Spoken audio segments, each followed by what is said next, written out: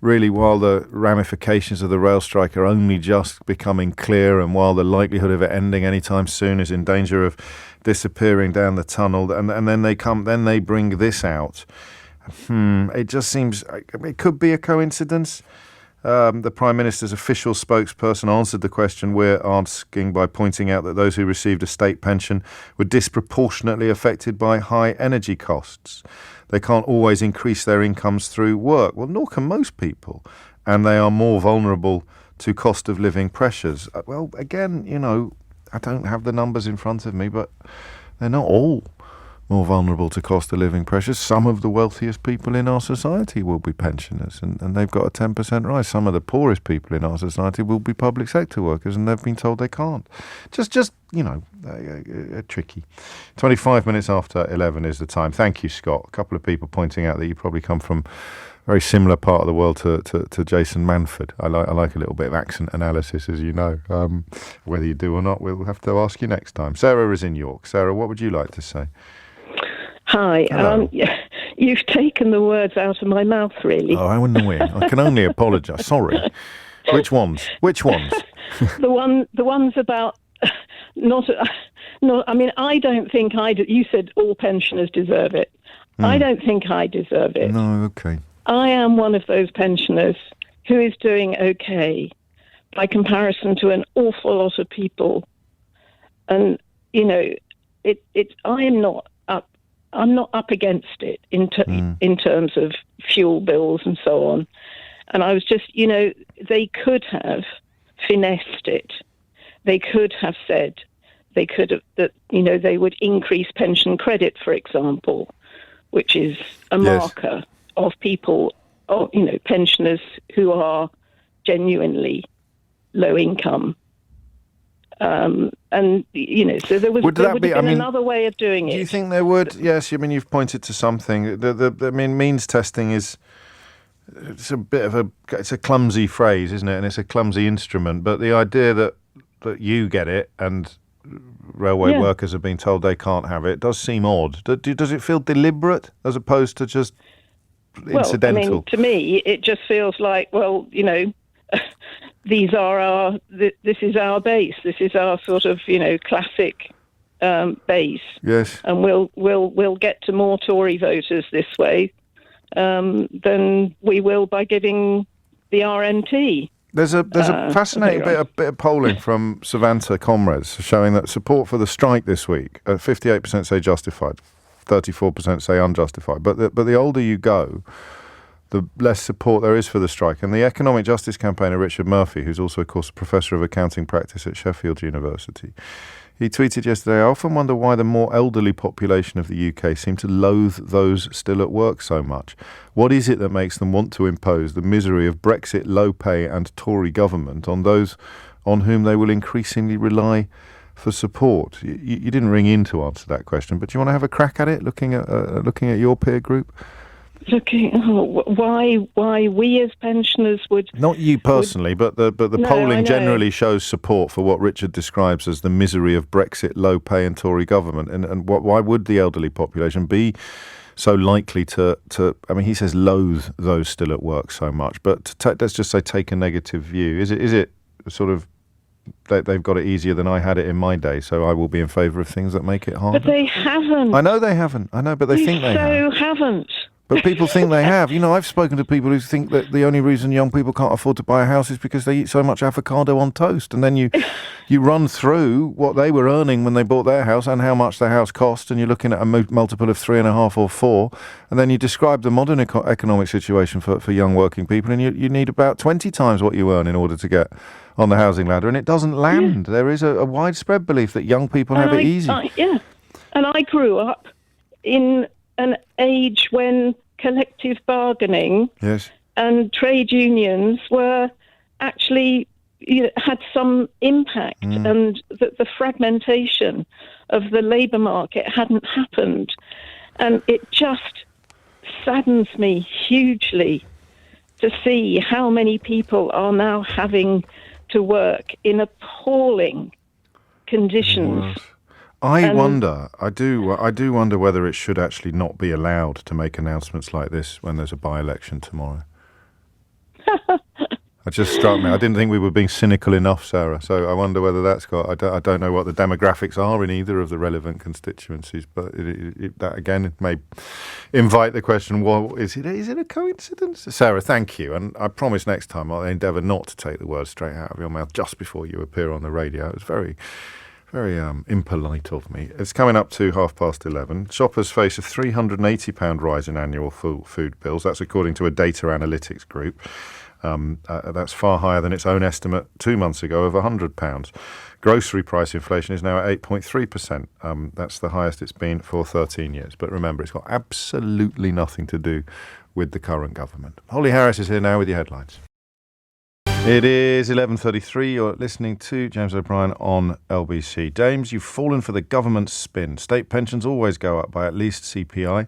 It's a consumer price index. It's not news. It was withdrawn last year, so pensioners took a 4% cut. The elderly often have to pay others to help out and adapt to rainy day events. They need the money when they can no longer earn. I agree with some of that, but not all of it. I mean, the rise last year was 3.1%, or rather this year, when inflation was running at 7.8%, as the rate had been set the previous September. But if there's a little bit of sleight of hand going on, then I'm not going to be hugely surprised. And if I've fallen for something, then I will endeavour to correct it. But I think perhaps the point we missed, which popped up unexpectedly while we were talking to Sarah, is the simple question of whether or not, with two by-elections tomorrow, really relatively crucial by-elections. In normal times, you'd be able to say something like, well, if he loses that one, that's curtains. But these are not relatively normal times because, as I may explore in my next book, all of the things that would once have been curtains for any Prime Minister in our lifetimes have not proved to be curtains for the current one, who last night was hanging out with the wife of Vladimir Putin's former deputy finance minister before hot-footing it to the Serpentine in Hyde Park for Rupert Murdoch's summer party. So no one can say that he's not working hard for the people of Britain. I wonder whether that should even be permitted. Imagine what mad papers would do. That's what I'm going to start calling them, because I think right-wing media sounds so undergraduate. Imagine what the mad papers would do if a Labour government was announcing a 10% increase for state pensioners the day before by-elections that were perhaps intrinsic to the survival of the leader. Anyway, Carol is in Swaffham. Carol, what made you pick up the phone? Well, I feel quite insulted, quite frankly. Oh, no, what have I done now? No, not with you. Oh, thank goodness for that. No. Sadly, I was one of those that voted for Boris, but quite honestly, if he dug a hole, I would fill it in as long as he was in it. Steady on. Figures of speech, Carol, figures of speech. I hate being insulted. Yes. There are people, I'm a pensioner, we learn how to manage. Well, there are some who are not managing. Yes, we need to, and the cost of energy is going to make that situation even harder. But those who can manage, like a previous caller of yours. Yes. There are people living in social housing that's full of mould. Yes. There's children starving.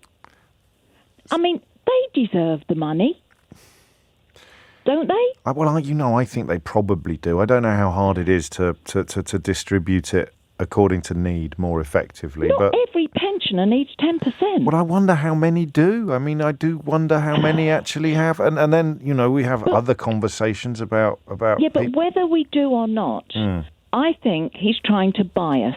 Yeah. And my vote can't be bought. I refuse to be bought at any price, because what he's done and how he's ruined this country, I feel quite ashamed. Well, I don't know how you can say that when everything's going so swimmingly. Oh yeah, of course it is. He's got all the big calls right. Nadine Dorries says so. Oh, who? Nadine Dorries. That idiot. Carol, please. No, I'm sorry. Well, all right then. Yeah. I am regretting ever voting him in. I wonder how many people are. Do you talk about it with your mates or not? Yes, we do. And? No, we all feel the same. Do you really? Yeah. And Swaffham is, remind me, sort of traditionally, it's West Norfolk rather than North Norfolk, isn't it? A lot of retared people, a former market town. Yeah. Lovely park. What's that weird restaurant on the far side of the marketplace? Have you got a Russian restaurant in Swaffham? Yes, we do. Well, I hope. What's happened to them? I drove past it recently and I thought, lordy. I've no idea. I haven't been there, but marketing-wise, we're still trying to thrive. That's not ideal, is it, at the moment, to be running a Russian restaurant? I wouldn't have thought. But I'm sure the people that run it are lovely, and they're in Swaffham. They're not in Moscow. They're not at the Conservative fundraiser paying tens of thousands of pounds for dinner with David Cameron while being the wife of a former... But they're probably people who left Russia for the right reasons. I think Boris thinks he can do anything. Yeah, he does. And that that he can get away with it. And that... You see, you can't build a house on shifty sand. Oh, thank God you said shifty. I thought we were going to have to dump you like we did the lady earlier. Then. I didn't say shifting. I said shifty. I know. Yes, exactly. And they're putting, how many times you try and plaster it over the cracks, it's never, ever going to stand properly. Well, it's always going to fall. I begin to wonder. I mean, it has to fall eventually, but I'm beginning to wonder what it's going to take for it to fall over. Because I sit here every day listing all of these things that you obviously understand and register with you, but there must be loads of people out there who... Well, I just wish they would all grow a backbone, all those in Parliament, because I watch it quite a lot, because it's quite entertaining and it's also quite infuriating. Yes, yeah. And I think to myself, they sit there smirking and braying like donkeys when he comes in. I think to myself, you've been bought. You've been bought, and it's sad. There's no. They've sold their souls, but what do they get in return? Who knows? Knighthood. Seat in the House of Lords. Oh no, that's journalists and brothers. Actually, brother gets. But no, I'm sorry. No, don't apologise to me, Carol. Someone's just texted to say, I wish there were more people like Carol in this country. That's from Alfie. And Julie says, female callers are knocking it out of the park today. They always do. Before you go, where should I go next time I'm in Swaffham? The Red Lion. Is it very nice in the Red Lion? Okay, you're on. I will. I might see you in there. Heart. You can buy me a pint, Carol, if you behave. As long as you do. It'd be a pint of Woodfords, would it, down there? I mean, what would we have? It's lovely in Swaffham. I'll tell you where is very... I don't know if you ever get out up towards Sculthorpe. Do you ever go up near up the Fakenham way, up that road? No. Well, if you ever are up there, the Sculthorpe Mill has just been taken over, and that beer garden is probably the best beer garden in England, I would say. But I'll hopefully see you in the Red Lion one day, Carol. Absolutely. I look forward to it, and we can put the world to rights over a small sherry. 20 to 12 is the time. You're listening to James O'Brien on LBC. PMQs on the way at 12, of course. The weekly opportunity to something. And Theo will be joining us shortly before that in order to have a little look at what's likely to come up. Nicholas is in Bexley Heath. Nicholas, what would you like to say? Goodness me, what a mess. What now? What have I done now? Well, no, not you. It's amazing how people are trying to theorise this as there may actually be some good to this. Yeah, this may be a nice gesture. They may finally be making sure that pensioners can afford. I hope so. And it can't be. It just can't be. And I suppose it's just the cynicism in me. But the reason I spoke to your researcher... Well, at least they waited until the by-elections were out of the way before announcing it, because, that really would leave them open to an accusation of cynicism, wouldn't it? Oh. Well, of course. Speaking to your researcher, I said that I don't understand how you can have a country where you've brought in, for example, mandatory voting ID, and in younger people, they're only allowed to use a passport and a driving licence. All other ID they may have is invalid. Is that For right? older people, the convenience is there that they can use their bus pass. Now, if you're making it fundamentally easy for older people to vote, and therefore stopping potentially some people voting who are not in your base, and then you're potentially trying to pay Is that them off definitely at the same true, time, Nicholas? Is that definitely true? I'm 99% sure that's it's true. better than 52%, but it's still not 100. It makes sense. So you can use your freedom pass as ID, but you can't use younger people's style. I won't call into Mystery Hour tomorrow and say that I think that's right.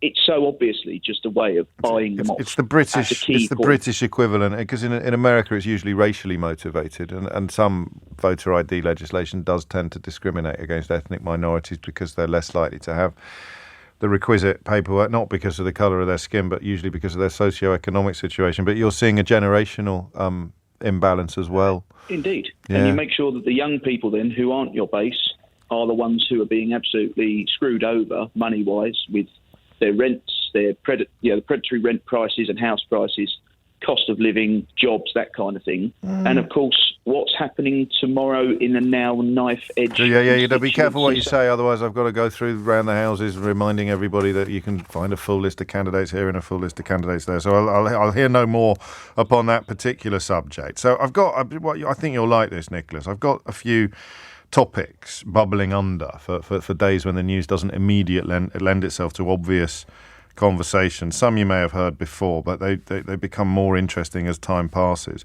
So you're one of the people who, like me, is a little bit baffled by why the spell still hasn't broken for so many, aren't you? Why has the spell not broken? I think Carolyn Swaffham, just before you as well, just describing her own journey between 2019 and now. What would it take for the spell to break on the current government? I don't know anymore. I just don't. But the problem is that the media has just absolutely gone to two polar extremes. Well, it totally hasn't. Here I can finally argue with you. It's gone to one extreme, but those of us who are more or less in the middle now look like the other extreme. It's like you become... Yeah. This is why I hate doing those panel shows on the telly, because you turn up with a relatively modest, moderate, what I think you could call centrist position, and they sit you next to someone from Leave.eu, and you get cast as some sort of equivalent to them, the yin to their despicable yang. Well, I was amazed yesterday when I was watching Mick Lynch having to go up against Jonathan Gullis, and Mick Lynch quite rightly said, "Why am I having this discussion with a backbench MP who can do nothing?" Yes. As part of this, it's the fact that we have this situation where people are still so willing to just believe the dog whistle style politics. From Hugh Laurie, the actor, to James Withers, who I follow on Twitter because he's extremely good on what Brexit is doing to the food and drink industry. He works for the Scottish organisation that looks after our food and drink professionals. I've just seen they've both commented upon the fact that watching a number of interviewers trying to get a rise out of Mick Lynch only to have their backsides handed to them on a plate has been a rare joy during this. And you don't need any prizes, or you won't win any prizes for predicting which broadcasters it is that have had their backsides handed to them on a plate. But I don't know whether it matters, really. It's odd, isn't it? I don't know where we go. I just don't know where we go now. Well, we stay together. Our way to the truth. We stay together and we keep telling each other the truth in the hope that enough people eventually will be listening. There are 1.4 million and counting. It reminds me of Bob Crow. And oddly, if you'd caught me when I started in this job, that would have been a criticism or an insult. But by the time Bob Crow shuffled off, that went to the great waiting room in the sky not long ago, it had become a compliment. My own political journey, in a way, don't agree by any stretch of the imagination with everything that Bob Crow did or stood for, any more than I agree with everything Mick Lynch has done or the RMT has done or stand for. They encourage their members to vote in favour of Brexit, for example. But my goodness me, just simply as a fan of rhetoric and public speaking, you go up against professional broadcasters and run rings around them. It really hurts the old ego. Bob Crow did it to me on at least two occasions. On one occasion, I was so flustered that they were having an industrial action on January the 31st. And I'll tell you after this what I said to Bob Crow. So flustered was I by his rhetorical skill that I made an absolute pumpkin of myself. Thankfully, it was back in the days when not that many people were listening. But because I am so naturally modest and self-effacing, I'll tell you the story, the humiliation of James O'Brien by the RMT General Secretary Bob Crow after this. 10 to 12 is the time. A few of you are suggesting that we should augment the description of the RMT General Secretary Mick Lynch's appearances on British media with a sort of greatest hits to make it clear, to stress in advance that there is no point in supporting everything a union does any more than there is in opposing everything there is that a union does. But I think we might do that, starting with, was Gullis one of the ones who... I get them all, mate. So you can guarantee that if he's as thick as mince, he came in 2019. There are a couple of exceptions to that rule, i.e. MPs who are as thick as mince who didn't come in 2019. I'm yet to find one who did come in 2019 who isn't thick as mince, but on this programme we're always open to persuasion. Was he the... I do genuinely get them all mixed up with each other. You can buy drugs with school meal vouchers. Was he one of those? No, done him a grave disservice. Which one is he then? Is he the one that sort of growls and... I don't know. Anyway, we may do that in a minute. But I told you the Bob Crow thing, and I've remembered it, despite nobody reminding me. He's on, and he's got me on the back foot a bit, because you may find this hard to believe if you're new to the programme, but I used to come out like a bit of a cliche, like as was common for phone-in hosts at the time. You're always anti-union and you're always government. I wasn't a Tory supporter, but I did take industrial action very personally. And so I've got Bob Crow on the line, and he's not quite running rings around me, but he used to do very clever things. I don't think Mick Lynch has done this. Bob was more of a bruiser. And he said, well, how much do you get paid? And luckily at the time, I was only doing swing on LBC, and I'd had a really bad year. So I could answer that. I could say, well, my last tax return was twopence halfpenny, as it goes. But it's a clever question. So how much do you get paid? You hear some blowhard on the radio banging on about how railway workers earn too much. Just ask them how much they get paid and refuse to move on until they've answered the question. I may regret putting that one into the public. So how much do you get paid? I will only answer that question when it's asked by Bob Crow, just in case anyone's thinking of asking it themselves. But he was having industrial action on January the 31st. And I said, well, it's obvious that you're just trying to disrupt people's New Year's Eve. And there's a rather delicious pause, during which I allow myself to believe that I've got him on the ropes. And he just simply comes back and says, I think most people celebrate that on December the 31st, James. Wah, wah, wah, wah. Anyway, here is Mick Lynch. In one of his many media appearances, fated this morning by as auspicious an admirer as Hugh Laurie. 3% is a very good offer on the table with modernisation. But you've heard, even now, Network Rail are moving to a position where they're saying we will go above 3% with modernisation. And Mick's talking about, modernisation is a scary thing. Modernisation such as installing an app on your phone so you can communicate better with your workers, or having sensors on trains to detect deficiencies in the rail network, I don't think are controversial things. I think they're good things, because they means that drivers are safer, and ultimately, people on the rail line as well are safer. And that's what we want to see, the best health and safety we can. And what Mick's doing is undermining the rail network. We know passenger numbers are down by about 20% to pre-pandemic levels. We are in a world where we want to get to a place where we have net zero. That means encouraging more people onto public transport.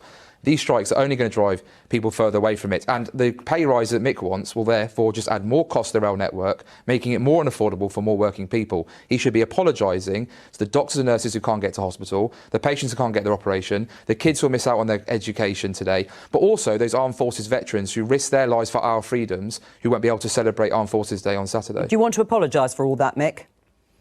Well, I think Jonathan should apologise for talking nonsense. None of that is true. We have got automated technology on trains. We've got pantograph cameras. We've got ultrasonic sensors. We've got things that detect faults on tracks. That is all rubbish. I negotiated that deal with Network Rail myself. We've got on-train technicians, all sorts of new technology that is being deployed. So that is just stuff that's written in Conservative Central Office for backbench MPs to spout, no along with their veterans, ministers. Mick. Okay, so no now, sorry to I veterans. don't want this disruption. Fine. I don't want people to be good to know veterans inconvenienced, and I want a settlement to this dispute. I can't do that with a backbench MP who's just learnt it off a script. Well, hang on. Let him respond to that. Issues are. It's just like swatting flies almost, isn't it? It is ridiculous. I mean, I don't know much about the fellow. He was, I think, came to brief prominence shouting his head off and sort of spittle-flecked House of Commons appearances while being the only person in shot not wearing a mask. So he's one of those brave guys. And when I sometimes tell you that these clowns dream of being like Boris Johnson and Jacob Rees-Mogg while claiming to actually represent the interests of working people. He used to be a teacher, and he has described his classroom personality as, and I quote, a mixture of Boris Johnson and Jacob Rees-Mogg, saying that he, quotes, liked to play the character of an English gent. So there you have it. That is the 2019 intake for the Tories in a nutshell. People from Stoke-on-Trent who dream of being like Boris Johnson and Jacob Rees-Mogg. Now, I'll say this, and I'll say this only once. Jonathan Gullis is the equal of Boris Johnson and Jacob Rees-Mogg. That might not sound like the compliment that it's intended to, but it's people like him who believe that they are inferior to Jacob Rees-Mogg and Boris Johnson, when people like me categorically believe that they are not. I'm not an admirer of any of them, But the fact that he believes he is their inferior, so he tries to be like them when he's in the classroom, explains a hell of a lot about Conservative politics in general and the modern iteration of the Conservative Party in particular. Quick word with Steve in Shoreham, and then Theo Usherwood will be with us, I'm sure. Steve, can you remember why you rang in? Just about. Carry on. I really miss Bob Crow, but Mick's a top lad, so I'm fine with that. James, I mean, the job that I do, I spend every single day of my working life working with people who've got an average age of about 75. Okay. You're a Tory party fundraiser, are you? No, I don't think so. I work in clinic, I go on home visits, etc., but it's slightly skewed because it's in the towns and leafy lanes of Kent and east and west Sussex, so it's a little bit skewed. Yes. But to be honest, so relatively comfortable pensioners is your... No. Oh, I beg your pardon. I see the full socio-economic spectrum. So why is it skewed then? I think because there are cultural differences between north and south. I think only from that point. Okay, I understand. Yeah, but bear in mind that they live in councils that do tend to get a bit of a bung from Tory central party. Yes, Kent is in that. Yeah, all of them. Go on. What's the experience you have when we're talking about? And remember, because I forgot as well, we're talking about the 10% pension increase that has been mysteriously announced today. To be honest with you, if they hadn't given, or they weren't going to give the pensioners a 10% increase, I think they'd still vote Conservative. Right. So even if it's a bribe, it's not necessary. Good Lord.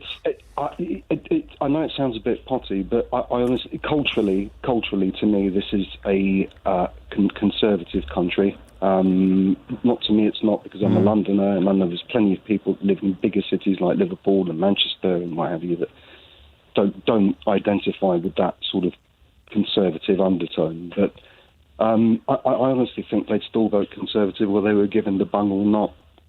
And, you may be right, but that's just, a few. There'll be enough that might wobble. Especially with the party stuff, which landed very heavily with older people who, of course, were the reason why so many of us curtailed our activities so completely during lockdown was to protect others more than it was necessarily even to protect ourselves, and elderly people themselves bearing the brunt of isolation and not seeing family. And so the idea that Boris Johnson was living it up like there was nobody's business, like a sort of, turning Downing Street into a branch of Stringfellows, landed particularly badly among older people for the most obvious of reasons. So perhaps the calculation is that there is there are votes to be won by bunging them a 10% pension increase. I mentioned that when Steve had finished with his contribution, Theo Usherwood would probably have joined us, and here he is. To talk about PMQs, which is coming up in the next few moments. I think this is going to be a really difficult one for Keir Starmer this week, because, of course, I'd imagine he's going to focus on the economy. Latest inflation's out today. Latest inflation figure up at 9.1% in the 12 months to May. That's the fastest set of price rises for 40 years. But, of course, he and Boris Johnson is going to make hay out of this, his stance on the strikes. He didn't say anything. There was no tweet, no statement yesterday from the Labour leader. Interestingly, Kate Osborne... Well, again, sorry, I don't know. And this is important. Very interesting. No, this is important. Me, my contribution. Why doesn't he come out and say, why has the government done nothing to stop these strikes? I'm sure he will.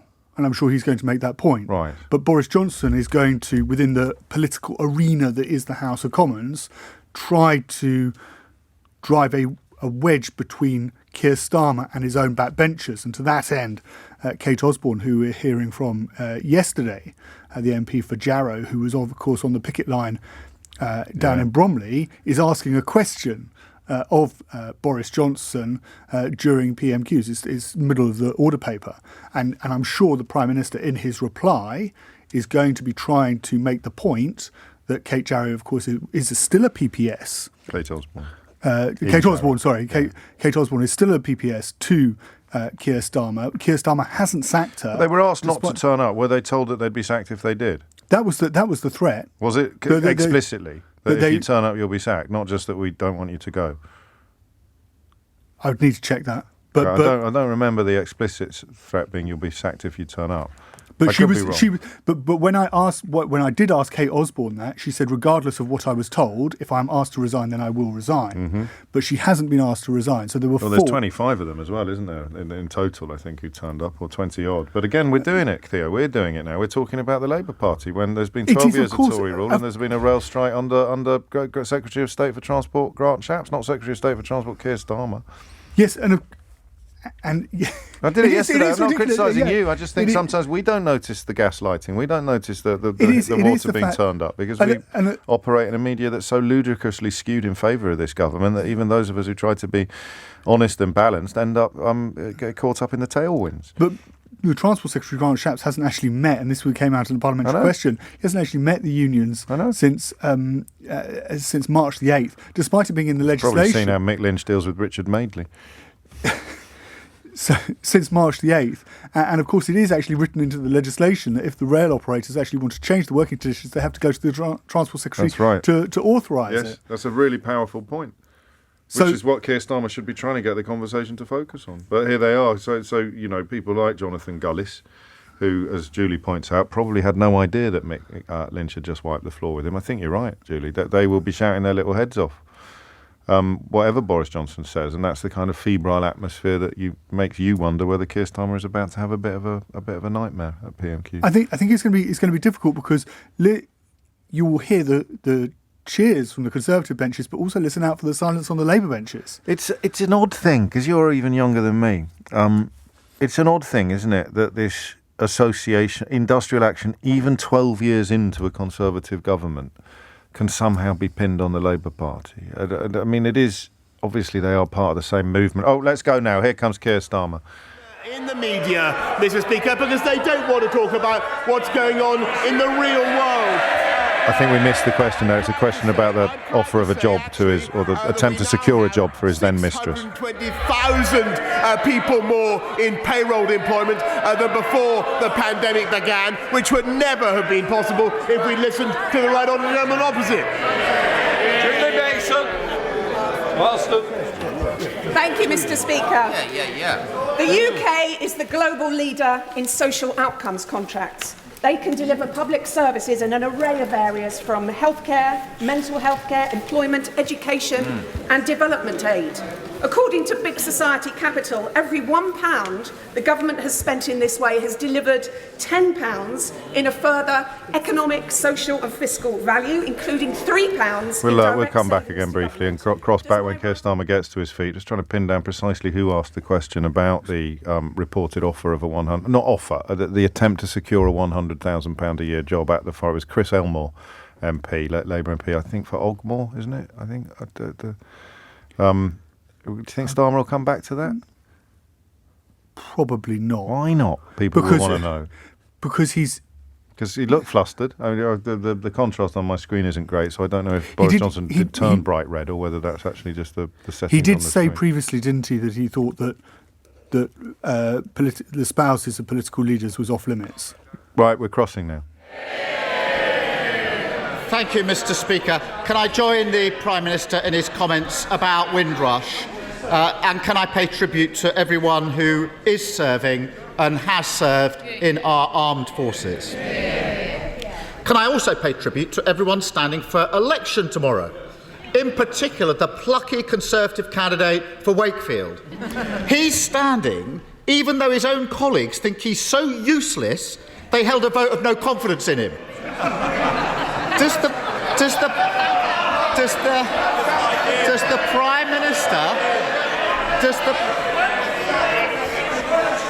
Prime Minister hold any personal interest in seeing if the public will vote for a Tory that even his own side don't think is up to it? Well, Mr. Speaker, I've absolutely no doubt that the people of this country and the people of Wakefield, people of Tiverton and Honiton would much rather vote for a solid Conservative government than for a Labour Party. They're enablers and acolytes in the Liberal Democrats, Mr. Speaker, the chameleons, the karma chameleons of British politics.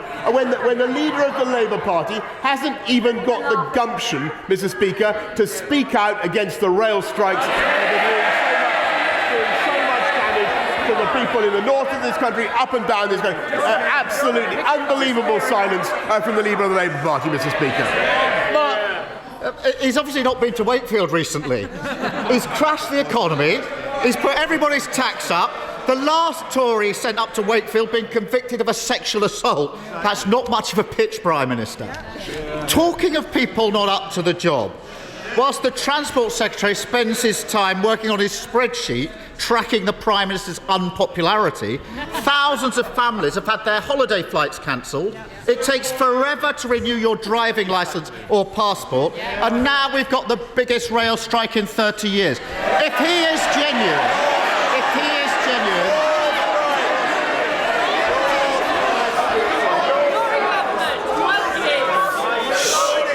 both sides, let's calm down, we've only just started. The problem is he'll go on forever and nobody wants that, I assure you. Whoever's speaking or asking questions, Keir Starmer.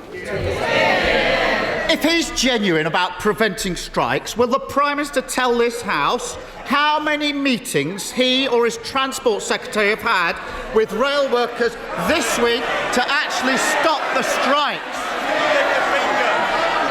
Mr. Speaker, this is the government that loves the railways, that invests in the railways. Not £96 billion we're putting into the integrated railway plan building. Not just, I'm proud to have built Crossrail, by the way, Mr. Speaker, and we're going to build Northern Powerhouse Rail. But what we've got to do is modernise our railways. And it is a disgrace when we are planning to make sure that you don't have ticket offices that sell fewer than one ticket every hour, Mr. Speaker, that he yesterday had 25 Labour MPs out on the picket line, defying instructions. I want to hear the Prime Minister answer, even if you don't. I think you ought to show some respect for the Prime Minister. Prime Minister. Out on the 25, and the shadow deputy leader, out on the picket line, Mr. Speaker, backing the strikers, Mr. Speaker, while we back the strivers. Mr. Speaker, I'm surprised he's giving me advice about my team. If I do need advice, let's say about a £100,000 job at the Foreign Office, I will ask him for recommendation. And there you, Mr. Speaker, there you have it. The Prime Minister of this country and his Transport Secretary haven't attended a single meeting, held a conversation, or lifted a finger to stop these strikes. But I did note that on Monday they did find time to go to a lavish ball where the Prime Minister sold a meeting with himself for £120,000 to a donor. If there's money coming his way, he's there. He's nowhere to be seen.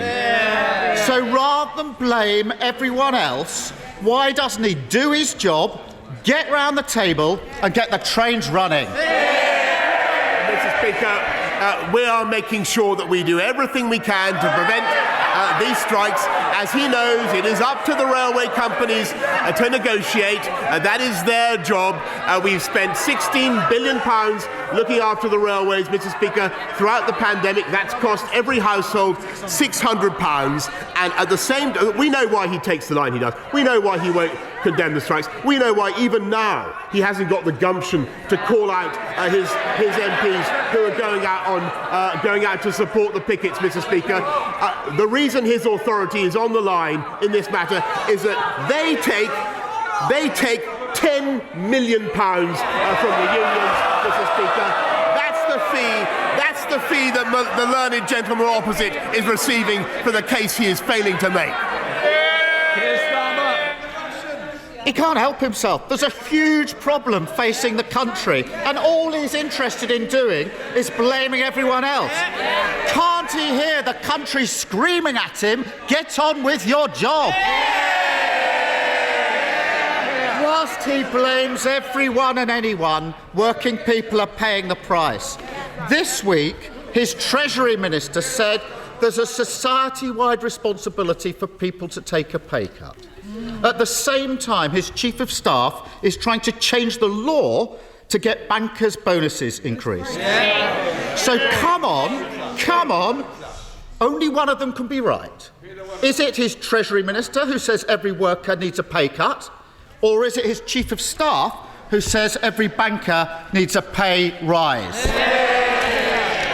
Actually, Mr. Speaker, under this government, 5 million public sector workers are getting a pay rise, Mr. Speaker. We've increased the living wage by £1,000. We've increased universal credit so that people get £1,000 more. Thanks to the fiscal firepower that we have, Mr. Speaker, we're putting £1,200 more into every one of the 8 million most vulnerable households in the country. That is what we can do because of the tough decisions that we have taken, Mr. Speaker. But meantime, what we're also trying to do is cut the costs of transport, which is a big part of people's weekly outgoings, by reforming our railways. That's what we're trying to do. But he's standing with the strikers, Mr. Speaker, and lifting the cost of transport for everybody. That's the reality.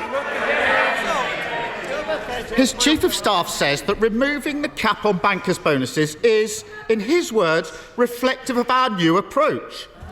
Pay rises for city bankers, pay cuts for district nurses. That's the new approach. Mr. Speaker, I didn't see that on any leaflets in Wakefield. But this hasn't come from nowhere, because according to the Financial Times, on the 7th of June last year, the Prime Minister was directly lobbied for the cap to be lifted. Rather than help working people, he's rolled over on bankers' bonuses, hasn't he?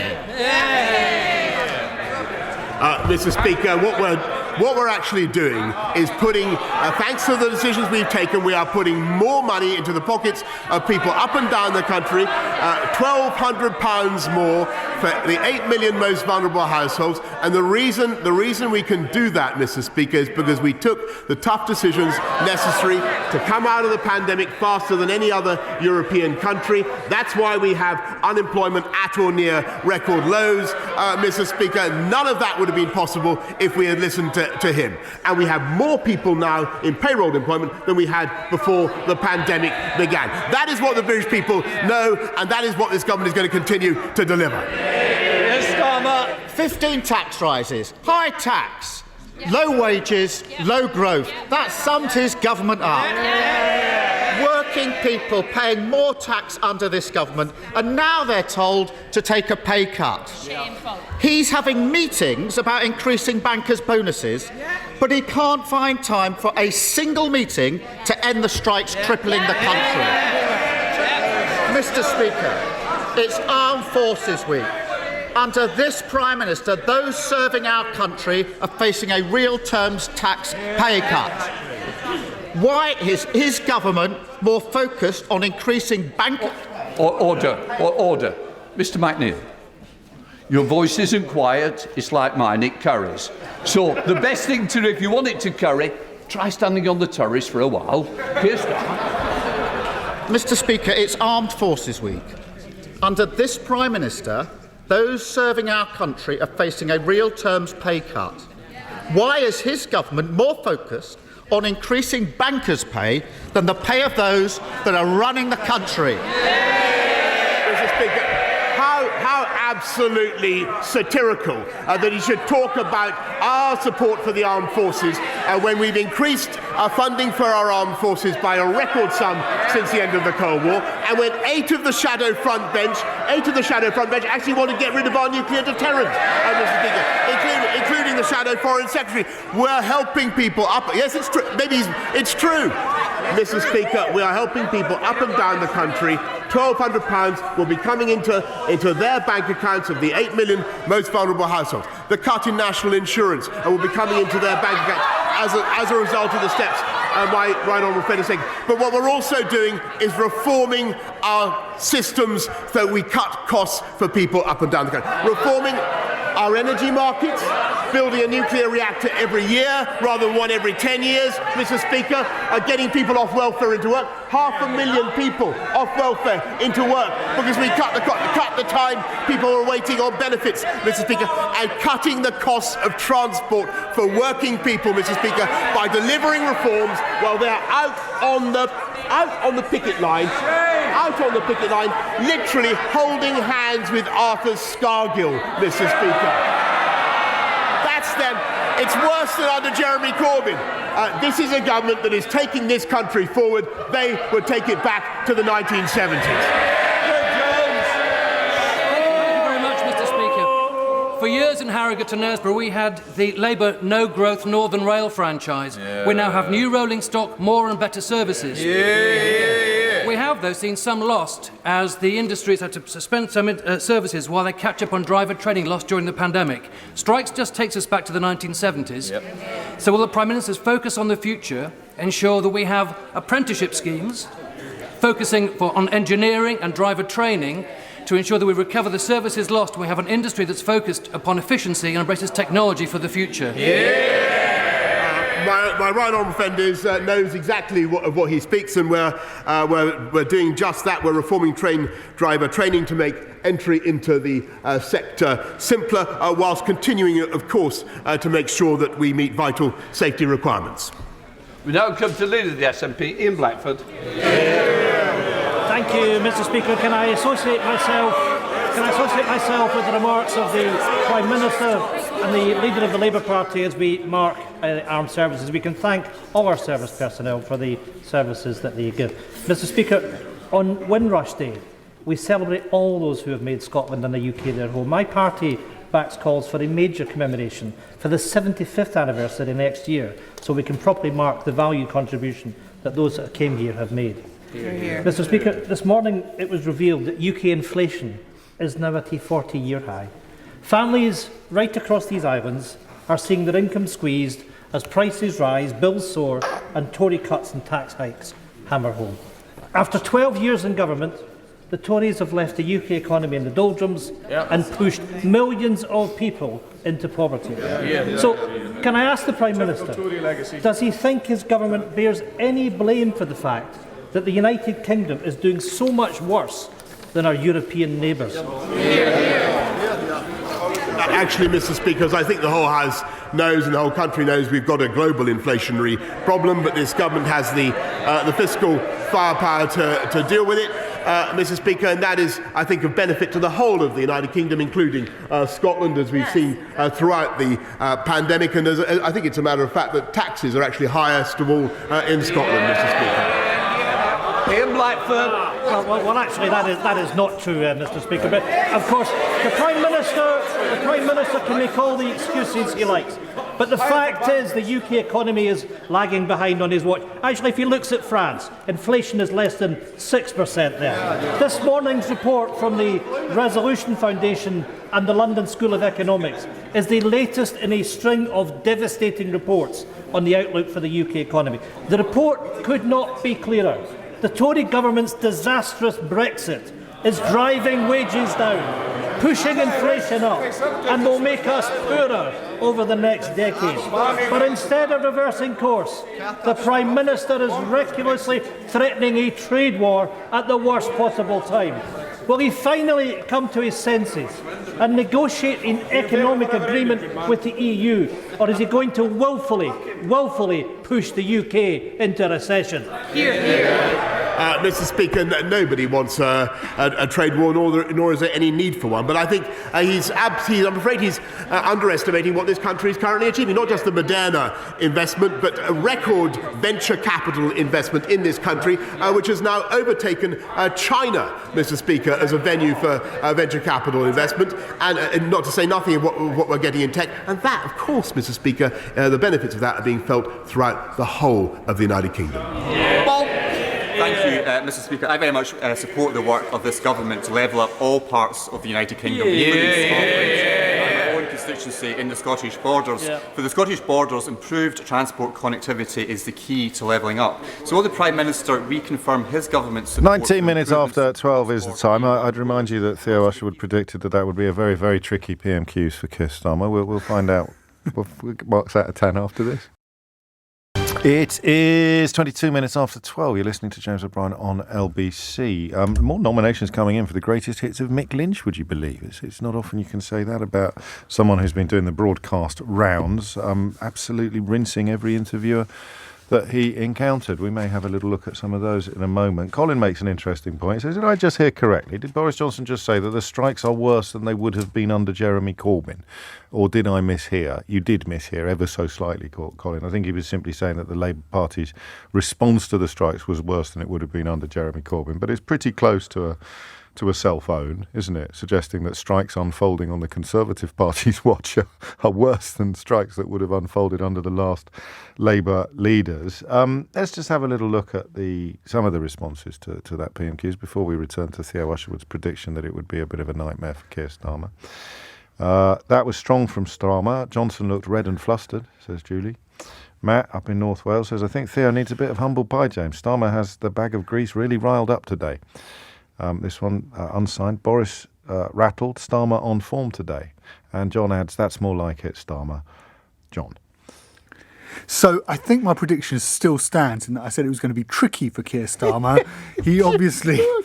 I said it was going to be difficult, and he obviously... He trying to get your mistress a job in the Foreign Office. With his back against the wall... Just for the record, Theo Usherwood does not have a mistress. That's a reference to the fact that Boris Johnson tried to get his mistress at the time, Carrie Johnson, who he was committing adultery with while his wife was being treated for cancer, a £100,000 a year job in the Foreign Office, which has now been raised twice in the House of Commons, and I shall let you hear the bit we missed shortly. Right. So, Keir Starmer. He had a better PMQs than I think anybody was expecting, given that he had two fairly they weren't great performances over the last couple of weeks. And the line that he kept on using, James, was that the Prime Minister was backing a pay cut for workers. This, of course, comes off the back of what the Chief Secretary to the Treasury, Simon Clarke, was saying earlier in the week, where he was saying that workers should accept that their pay is not going to go up in line with inflation, and therefore they're going to be worse off. At the same time, of course, they're lifting the cap on bankers' bonuses. And I would expect, number 10, they're going to have to move on this one, because otherwise it's going to hurt them. Labour have obviously done some sort of internal focus groups polling on it, and they know that given the regularity with which Keir Starmer mentioned it, he knows that it's going to be... It's unbelievable. We discussed it on the programme yesterday. It's good to know they were listening. But the idea that you can simultaneously call for public sector workers not to receive, and we need to be clear, this is a real term pay rise. Boris Johnson will attempt to claim that a 3% pay rise... Real terms pay cut. Pay cut, but no, a real term pay rise is what they want for the public sector workers. But claiming that a 3% pay rise or a 1% pay rise against 9 or 10% inflation, that's not a pay rise in any sort of meaningful sense. No, and the Treasury has admitted it's a real terms pay cut. But at the same, what Keir Starmer is doing is it's them and us. And of course, Boris Johnson is trying to win the popular vote at the next election in order to ensure that he remains as Prime Minister. And what Keir Starmer is doing, and of course he mentioned the Wakefield by-election, which is happening tomorrow, is trying to point to the fact that what you cannot do is try and win the popular vote by telling people that actually you need to take a real terms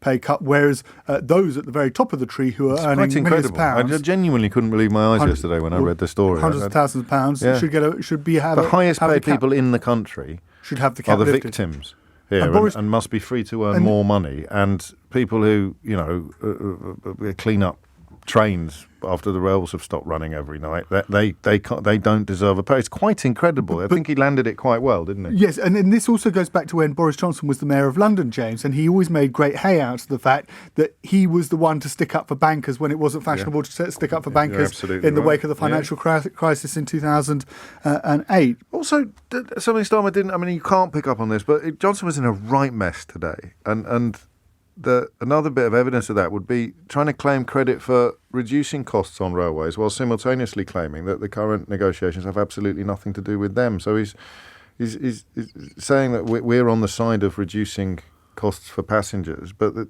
refusal to answer the question of what they've actually done with reference to these unfolding negotiations. A little bit of cakeism, of course, there. And what was also interesting in one of Boris Johnson's responses, James, was that he linked the strikes or the reforms that the government wanted to implement to the cost of living crisis, but he didn't exactly say if rail fares were going to come down as a result of the reforms. He just tried to put it out there that actually you could, rail fares were hurting commuters and in terms of the financial burden, and therefore that's why the reforms were necessary.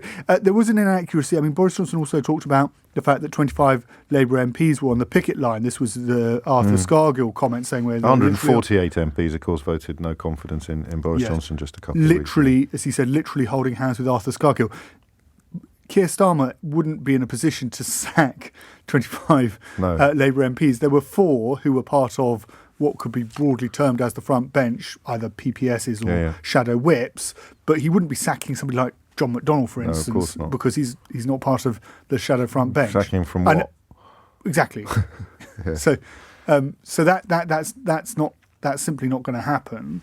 I mean, I suppose he could withdraw the whip, but that's as you say, perhaps for the birds. And yeah, Keir Starmer had in terms of his responses, he was willing to take it head on, and it's slightly,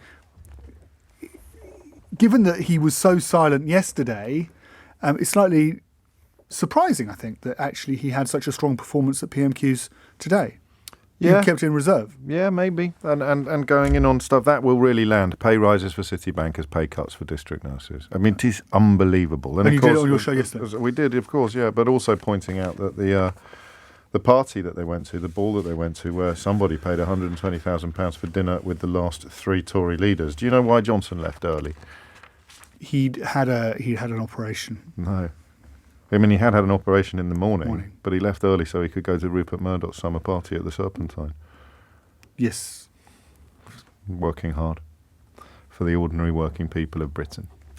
I'm sure Rupert was delighted. At least he didn't go round to Alexander Lebedev's place, the fellow that's been sanctioned in Canada for being a key member of Putin's inner circle, but who Boris Johnson went to his 60th birthday party the night after the last general election. Yes. Amelia Cox is here now with your headlines. So it's 33 minutes after 12. It's a fascinating conversation. I think we should launch some sort of red button here, because sometimes the chats we have while the lights are not on can be almost as interesting as the chats we have when the lights are on. Just deciding what to do with the last half an hour of the programme, because the Mick Lynch's greatest hits is good and actually quite important, as is Keir Starmer's successful rebuttal there of Boris Johnson's remarkable attempt to turn a strike that is unfolding after 12 years of Tory rule into something that is somehow Labour's responsibility. So I was going to ask you to explain to an idiot, and I, for the purposes of the tape, I would play the role of an idiot. So sometimes I say someone who's been in a coma for 20 years or someone who just doesn't have any baggage at all. So idiot's not right, actually, is it? What's the word I want to? What's the word I want? Somebody who... Explain to a Frenchman.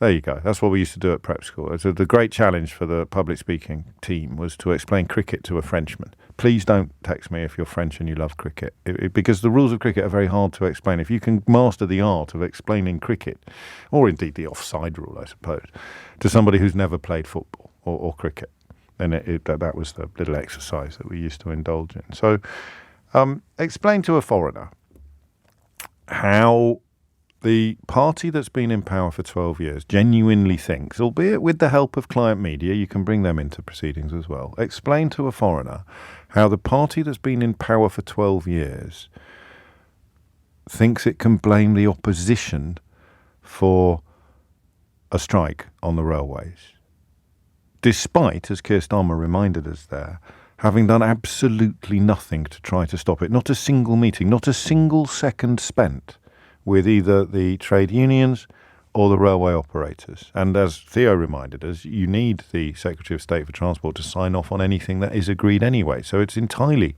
on their plate and in their gift and part of their brief.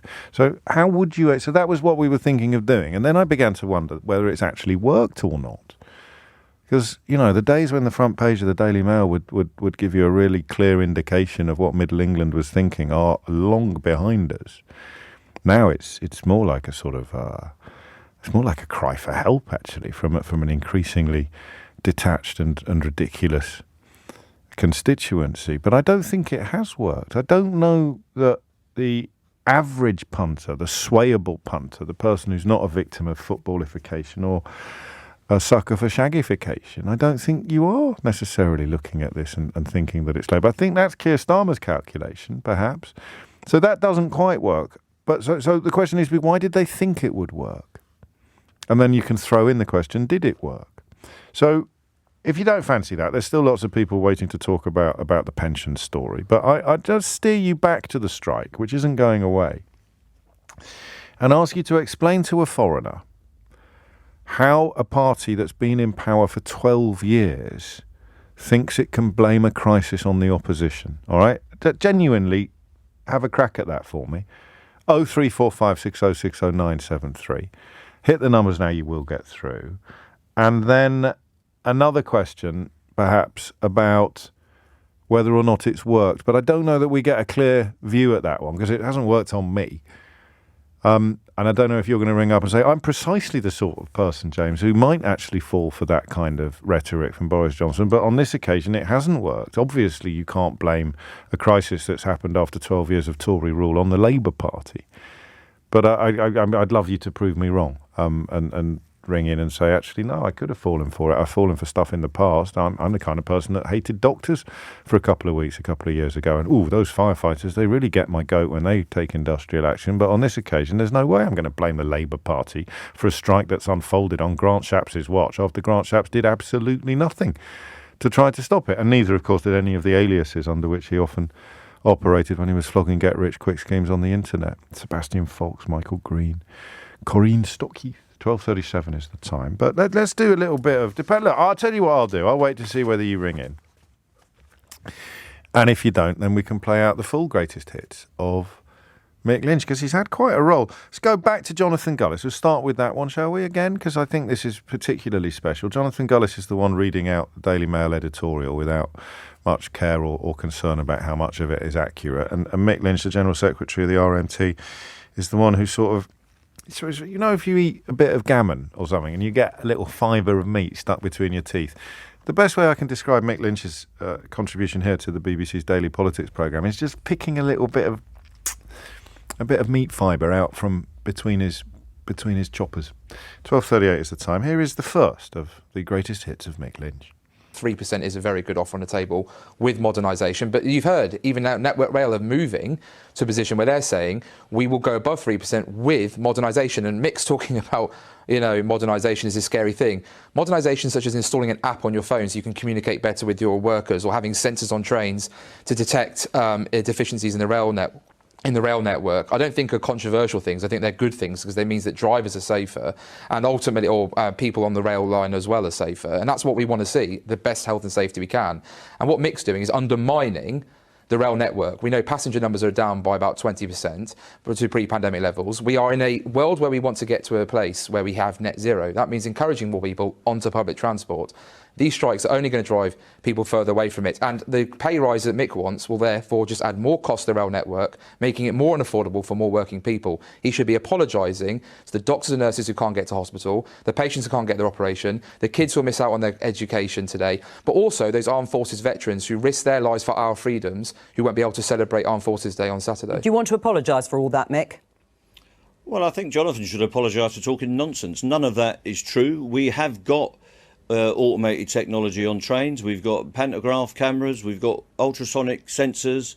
We've got things that detect faults on tracks. That is all rubbish. I negotiated that deal with Network Rail myself. We've got on-train technicians, all sorts of new technology that is being deployed. So that is just stuff that's written in Conservative Central Office for backbench MPs to spout along with their ministers. Mick. Okay, so sorry to I veterans. don't want this disruption. I don't want people to be inconvenienced, and I want a settlement to this dispute. I can't do that with a backbench MP who's just learnt it off a script. Well, hang on, let him respond. We know what the issues are. She's also, of course, Mick Lynch letting the Gullis fella talk, and Gullis not letting him talk. Very insulting, I think, to military veterans that think that people who have done military service, risked life and limb in defence of, if not this country, then the interests of this country are going to be furiously disrupted by a railway strike. I imagine that if the rhetoric was the other way around, plenty of people would be pointing out that you didn't win the war by getting furiously upset or disrupted by some railway workers going on strike. 20-1 is the time. I've got quite a few of these, but I also want to play you that little bit that we missed in PMQs, which is the question being asked by Chris Elmore of Boris Johnson. This, I think, is very important for a number of reasons. I think it's pretty clear that it happened now.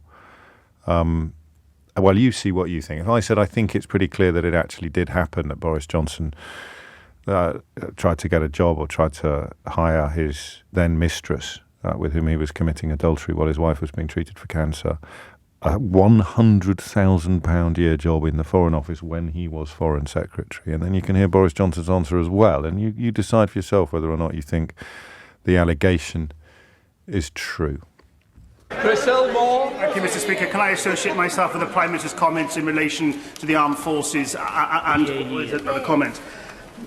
Prime Minister, has he ever considered the appointment of his current spouse to a government post or to any organisation in one of the royal households? Be honest, Prime Minister, yes or no? Yes or no? Mr. Speaker, I know why the party opposite wants to talk about non-existent jobs in the media, Mr. Speaker, because they don't want to talk about what's going on in the real world.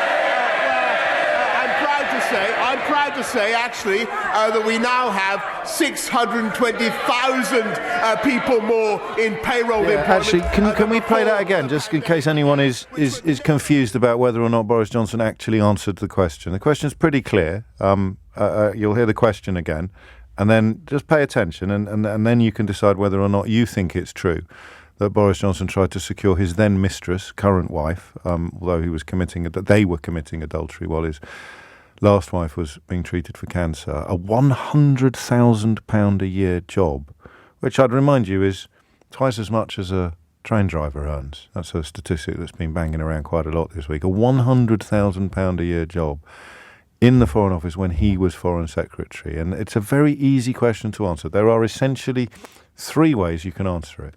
You can say yes, you can say no, or you can say nothing, which is obviously the same as a yes. Chris Elmore. Thank you, Mr. Speaker. Can I associate myself with the Prime Minister's comments in relation to the armed forces and the comment? Prime Minister, has he ever considered the appointment of his current spouse to a government post or to any organisation in one of the royal households? Be honest, Prime Minister, yes or no? Yes or no? Mr. Speaker, I know why the party opposite wants to talk about non-existent jobs in the media, Mr. Speaker. We're waiting for a yes or a no, a yes or a no. What's going on in the real world?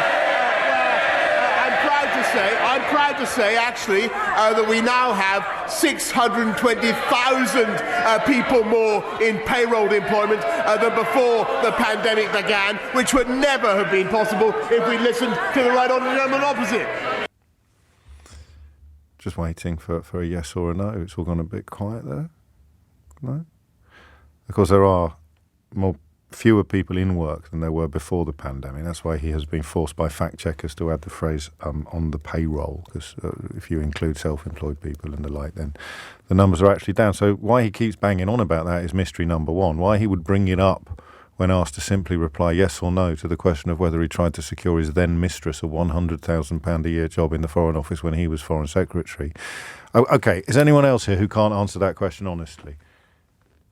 Have you ever tried to secure a £100,000 a year job for your mistress when you were in a big job? I can tell you categorically that I have never done that. Neither, for the record, have I ever had a mistress, but that's not the point. I have never tried to secure a 100. Why would it be difficult to answer that question? If you're a Boris fan, you know, God forbid what that involves these days, but if you are there, tugging your forelock, doffing your cap, bending the knee, all the big calls right, woohoo, why can't he answer that question honestly? Or are you about to reach the place where you have to pretend that you don't care about that sort of corruption either? Oh, you are. It is 12:48, and the question of how a party that's been in power for 12 years thinks it can blame a crisis upon the opposition, which hasn't even had its current leader for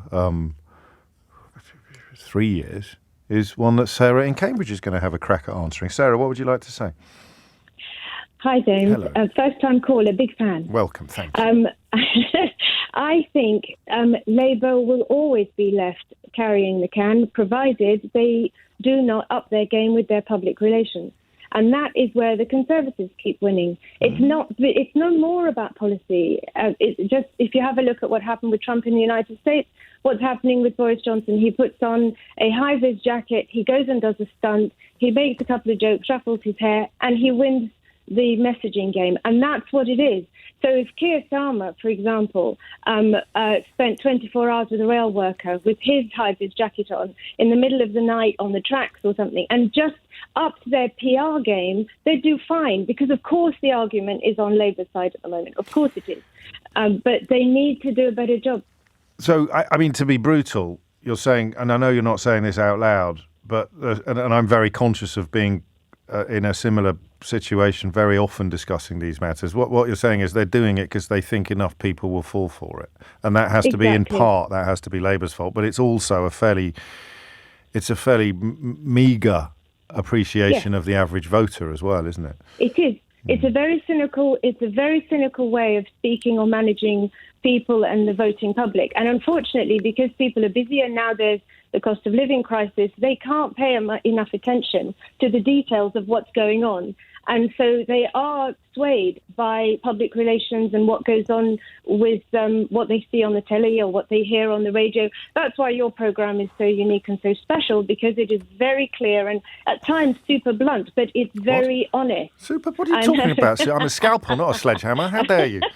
You're both. You're very kind. I think you're Brian. very kind. I have to say there are other programmes on this station which are deserving of similar praise, Sarah, although your working day or whatever it is may not have yet allowed you to access them. I'd urge you to check out Sheila Fogarty, Eddie Mair, the inimitable Nick Abbot, Natasha Devon at weekends, and our newest recruit, Sangeeta Maiska. There are some superb people working on this radio station at the moment. And if you want to find out what the opposition is thinking, honestly, then Ian Dale is superb as well in his slot. And, of course, the daddy of them all now, probably the finest political broadcaster of our generation, Andrew Marr, with you on LBC. At 6 o'clock every night. So it is. Have I missed anyone else? Steve Allen is absolutely glorious in the mornings, although he feeds a rather different appetite, of course. 12:51 is the time. Back to the greatest hits of Mick Lynch. This is good. This is an MP called Chris Philp having a go, thinking he's hard enough on Newsnight last night. I mean, Mick Lynch has previously said he would not negotiate with the Tory government. The head of the, you've said that. The head of the. Let me finish the point. Hang on, let me finish the point. The head of the rail delivery group this morning on the Today programme said that he didn't want the government in the negotiation. We've made money available to the railway industry. It's up to the employers to negotiate with the trade unions. And what happened this afternoon was halfway through these negotiations, while they were ongoing, the unions came out onto the street and gave an impromptu press conference, I mean, TV footage, saying that the strike was going to continue. OK, let's just pause. Hang on. I mean, it's on video. Now, Mick Lynch, excuse me. Mick Lynch, I want to ask you a question. I want to ask you a question. Would you be prepared to negotiate with the Tory government, yes or no? Absolutely. I've met every Tory transport minister in the last year. Bus, rail, maritime and the Secretary of State. We've never said we won't meet the Tories. What we said was that they're not at the table. I'm negotiating with the employers. You've also lied that we left negotiations on Saturday and went to a rally. There were no negotiations scheduled for Saturday. You are a liar. Right, let's just hang on. There's a video of him walking out this afternoon giving a press conference. It's on videotape. And then we went back to the talks. Yeah, You're lying. Having said the strike's going to go ahead. You are a liar. I had to leave Newsnight because I thought our job was to actually state the facts there, whether or not Chris Philp was lying or whether or not he wasn't. It's no criticism of anybody who sees things differently and thinks that the role of impartiality is different, but that is the moment where one person's saying it's raining, another person is saying it's not, and your job is to stick your head out the window and find out whether or not it gets wet. Here's another one from Mick Lynch's greatest hits, which I'm beginning to think could have been a box set.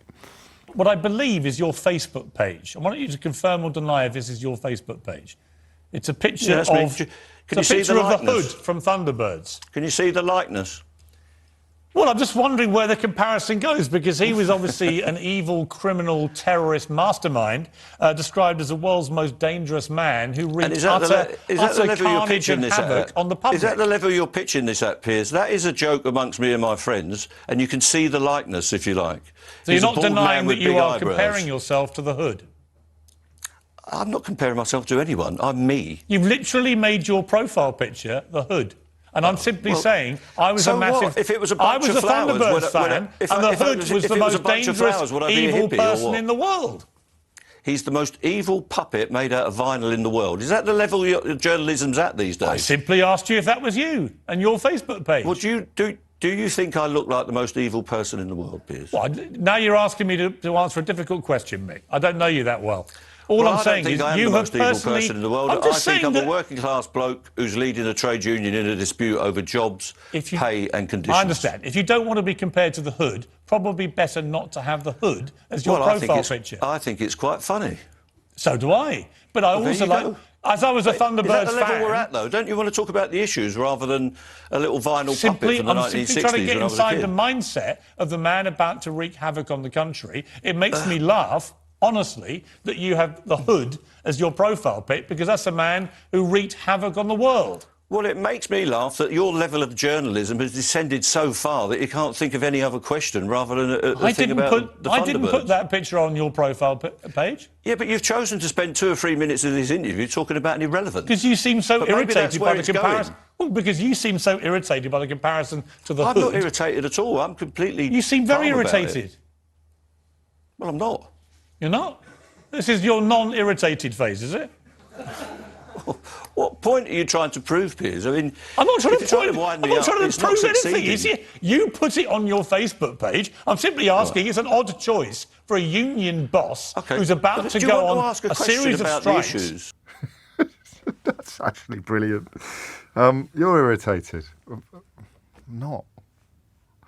It's like that's like Twitter come to life, isn't it? That's like you've been up. What? Hello? But anyway, there is one more to come. It's just been pointed out I missed a couple of my esteemed colleagues out during that quick run through the schedule there. David Lammy, Abbey, you're quite right, it's absolutely brilliant. And more votes for Darren Adam than anybody else. How could you possibly miss out the brilliant Darren Adam on between 1am and 4am? And of course, how could I forget Nick Ferrari at breakfast as well? What a team sheet this is. 12:56 is the time. And here is, I mean, the godfather of all of them. The sort of inspiration for Alan Partridge himself. Is Richard Madeley having a go with Mick Lynch? He's basically said that this is worker on worker. He's saying that the rail union is actually damaging other workers, and it's a sort of an internecine class war. And he's been very strong about that. We'll be talking to the RMT leader a little bit later in the programme, and also asking him, because this thing keeps floating around about Lynch, is he a Marxist? He's been accused of being a Marxist. I don't think anyone's actually asked him if he is, so we will, because if he is, that's significant politically. You've been accused severally in the last few weeks of being a Marxist. It happened again last night. A backbench Tory MP said you were a Marxist with no interest in anything other than trying to tear down the government. Now, are you or are you not a Marxist? Because if you are a Marxist, then you're into revolution and into bringing down capitalism. So are you or aren't you? Richard, you do come up with the most remarkable twaddle sometimes, I've got to say. I didn't say you were a Marxist. I'm saying that you're being accused of being a Marxist, and that's not twaddle. That's called reporting. I'm not a Marxist. I'm an elected official of the RMT. I'm a working-class bloke leading a trade union dispute about jobs, pay and conditions of service. I don't know what to say. I'm obviously doing something wrong. I'd never get included in a roundup of brilliant broadcasting moments like that. Nor, I suspect, with the woman who's just strolled casually into the studio, Sheila Fogarty. What is it that we are missing? Anyway, that's it from me for another day. My apologies to Ian Payne as well. I don't know. One complaint, Jackie. I haven't had many today, so don't. Out Ian Payne. No, don't use the word mistress. When you talk about Carrie Johnson, she was his lover. Mistress is an outdated and sexist word and has no place in the modern world. Yeah. I probably agree with that. I think that's true. I used it yesterday and then corrected myself. And then I was thinking about it this morning when I heard you talking about it. And I actually think, it's controversial this, I think. Go on, stand by your hat. I think the correct term at that stage, the Foreign Office phase of the relationship, is when both of them were being unfaithful to his wife. Yes. Well, that's the problem with the word lover, which Jackie suggests that we use. It's a positive word, isn't it? Well, also you can have a lover without being an adulterer, can't you? Yes, you can. So that doesn't quite work. But I'll find a way. But you can still be a fornicator. And Tom Swarbrick, God, that was close. We normally had a scandal on the station there. Tom Swarbrick, of course, as well. I'm never going to do this again. I'm never, ever going to do this again. Anyway, they were all done in... No, they weren't. Here's Sheila. In alphabetical order. Yes, exactly that. Not. Thanks very much, James. Thanks very much, James. Thanks very much, James. Thanks very much, James. Thanks very much, James. Thanks very much, James. Thanks very much, James. Thanks very much, James. Thanks very much, James. Thanks very much, James. Thanks very much, James. Thanks very much, James. Thanks very much, James. Thanks very much, James. Thanks.